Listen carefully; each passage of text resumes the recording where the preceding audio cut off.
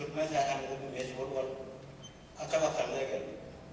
Şu haberi eşitip İhtilal'den bizim yanımıza bakın. Ağacı geçip yapar, İhtilal'den bizi güldür, bilmem aşırdı. İhtilal'den benim ağ basamadım, ağ düşmedim, ağ geçmedim. Her sözünü güldürüp aylavacaktı.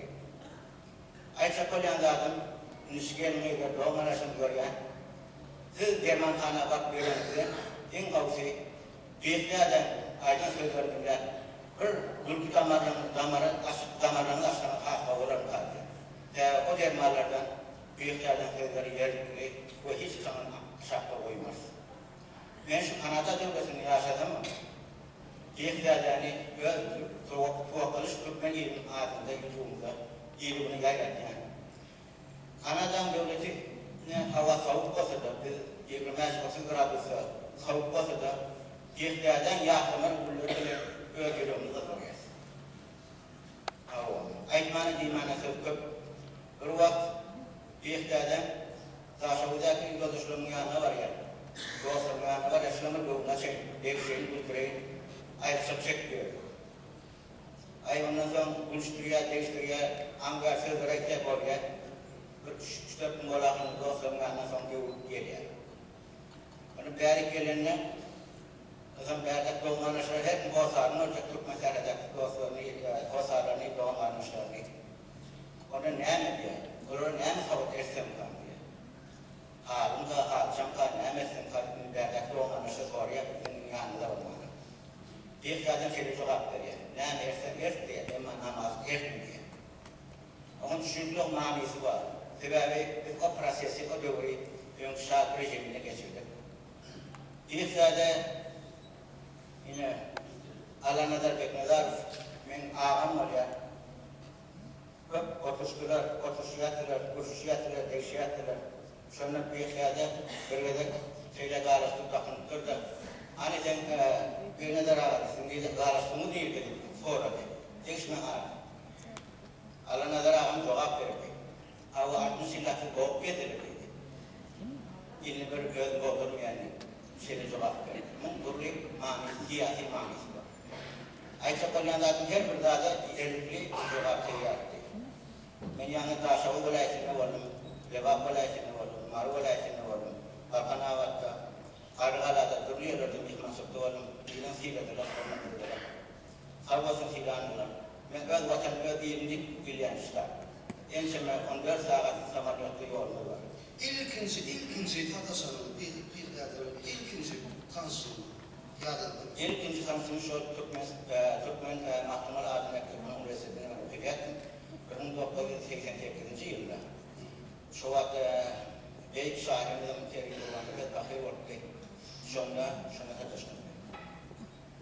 Şuna da böyle yürüyor.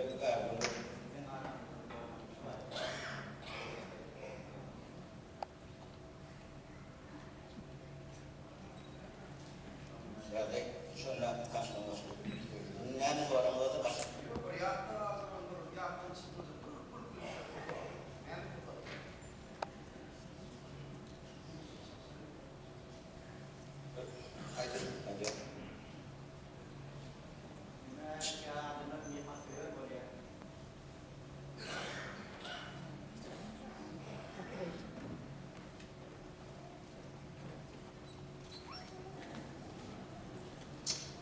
Sonra da boş yapılır da son idealist, bir daha da idealist.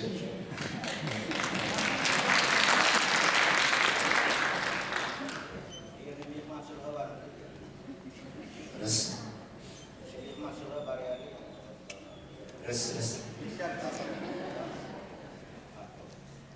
Mehmansı'da var yerler, Mehmansı'da ayırma bir yağda size buradan kop Mehmansı'da var ya ayarlarına zaten.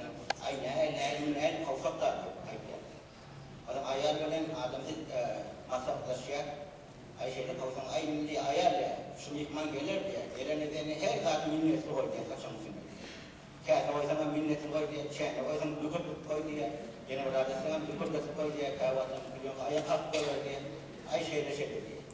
Ondan benim diye, ay ne koyan gelin, Başka çıkıyor da diyor ki yani mihman kavuk aşalan bir aylarını ki kendine yapnama köyde duran yaramını kıyım onun havalar. Senin kaçan şu oluyor. Ay ondan diye ki karayı da karayın taşının aileni o havalıya o kaçıyor o havalıya ayda bir kere oturuyor. Gaz bir onun havalar. Yani ay diye aklı var diye usatan yalıp koyuyor. Aslında ekmek çok seviyor var. Hani onun her madde var. Hemen mihmaniye yatırsa bir öyle mihmaniye yaptırdı. Onlar arayıp etli kutu atmışlar. Ay mihmanım anılar ağaçların olmalı. Bir iyi ayağı diye daha. Ay kara duyuyor ömür demedi sana ama vallahi mümkün bile. Ay o zaman kara sonra bir ağır ağır diyemeyle çekilip ay mihman gepleri deyip durdu. Yok gepleri gel Şunu yani gömleşik adamız. Şunu yani aramızda da hadiren görer yani akiyerler şeyi görer mi adet yok. Cemiyet her il adamı görüntülüyor. Somut değer şahir ya da cemiyet şu akarı ve doğum arasında vakit büyütümden zilleri. Değerden görmez 36-37 var şu an. Bu ayrı çöpçek görmez Türk mesela.